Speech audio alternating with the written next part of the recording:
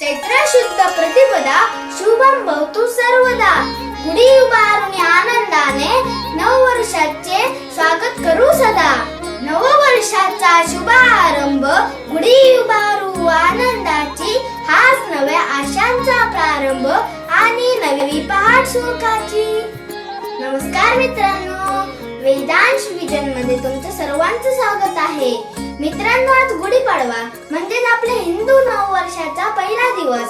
सर्वप्रथम तुम्हा सर्वांना आणि तुमच्या परिवाराला हिंदू नववर्षाचा आणि गुढीपाडव्याच्या खूप खूप शुभेच्छा.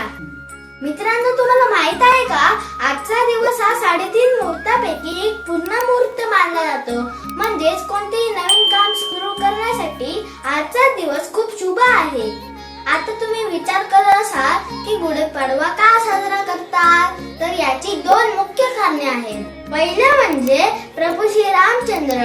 प्रभू श्री रामचंद्र 14 वर्षाचा वनवास संपवून आणि रावणाचा पराभव करून जेव्हा अयोध्येत परतले, तेव्हा त्यांच्या या विजयाचा आनंद म्हणून अयोध्येवासियांनी घराघरात गुढी उभारली होती. दुसरं म्हणजे सृष्टीची निर्मिती.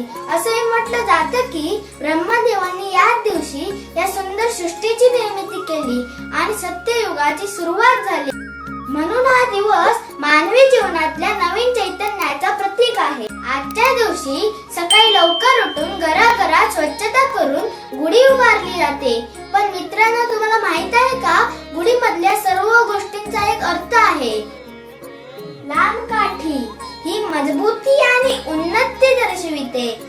रेशमी वस्त्र हे जीवनातल्या समृद्धीचे प्रतीक आहे. कडुलिंबाची पाने ही कडू असतात पण आपल्या शरीराला रोगमुक्त ठेवतात. हे आपल्याला शिकवते की जीवनात दुःख येणार, पण त्यातूनच आपले व्यक्तित्वही घडणार आहे. साखर गाठी हे जीवनातल्या गोडव्याचे प्रतीक आहे. तांब्याचे कलश हे मंगल आणि पवित्रतेचे प्रतीक आहे.